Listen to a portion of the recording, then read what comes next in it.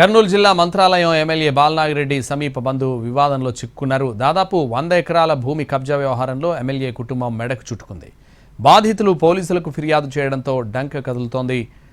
Arrest భయంతో MLA బావమరిది అజ్ఞాతంలోకి వెళ్లిపోయారు. కర్నూలు జిల్లా మంత్రాలయంలో భూ కబ్జా వ్యవహారం వైసీపీ ఎమ్మెల్యే బాలనాగిరెడ్డి మెడకు చుట్టుకుంది. కోసిగి మండలంలోని అగసనూరు, కందుకూరు గ్రామాల మధ్య గల 100 ఎకరాల టేకు వనాన్ని బాలనాగిరెడ్డి బంధువు మురళీధర్ రెడ్డితో పాటు ఇంకొంతమంది వైసీపీ నాయకులు కబ్జా చేశారు. బాధితుల్లో ఒక రిటైర్డ్ డీఎస్పీ కూడా ఉన్నారు. దీంతో ఆయన పోలీసులకు ఫిర్యాదు చేయడంతో డొంకంతా కదులుతోంది. మురళీధర్ రెడ్డి కోసిగి మండల వైసీపీ అధ్యక్షుడిగా ఉన్నారు. అరెస్టు భయంతో ఆయన అదృశ్యమయ్యారు. 38 ఏళ్ల క్రితం అగసనూరు, కందుకూరు గ్రామాల పరిధిలో గల 100 ఎకరాల భూమిని వసంత గుప్తా కొనుగోలు చేశారు. Poshak farming, forestry and finance limited పేరుతో టేకు చెట్ల పెంపకం ప్రారంభించారు. దాన్ని 2 ఎకరాల ప్లాట్లుగా విభజించి విక్రయించారు. భూమి కొన్నవాళ్ల పేరిట రిజిస్ట్రేషన్ ప్రక్రియ కూడా పూర్తయింది. టేకు చెట్లను విక్రయించడం ద్వారా కొంతమంది ఆదాయం కూడా పొందారు. కానీ వసంత గుప్తా చనిపోయాక టేకు వనం గురించి పట్టించుకునే వాళ్లు లేకపోయారు.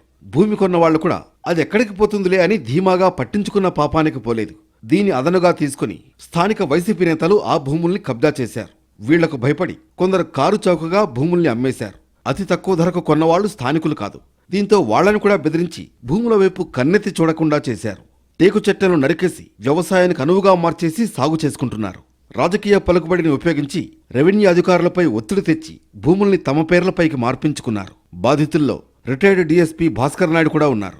మంత్రాలయం ఎమ్మెల్యే బాలనాగిరెడ్డి సమీప బంధువులైన మురళీధర్ రెడ్డి, గంగాధర్ తన భూమిని కబ్జా చేశారని పోలీసులతో పాటు కలెక్టర్, చీఫ్ సెక్రటరీకి ఫిర్యాదు చేశారు భాస్కర్ నాయుడు. దీంతో అధికారులు తీగలాగడంతో డొంకంతా కదులుతోంది. అరెస్టు భయంతో మురళీధర్ రెడ్డి పరారైపోయాడు. ఇక భూ కబ్జా వ్యవహారంలో అక్రమార్కులకు సహకరించిన రెవెన్యూ అధికారులు ఎవరనే అంశంపైన ఫోకస్ పెట్టారు అధికారులు. సూత్రధారులతో పాటు పాత్రధారులపై చర్యలకు రంగం సిద్ధమవుతోంది.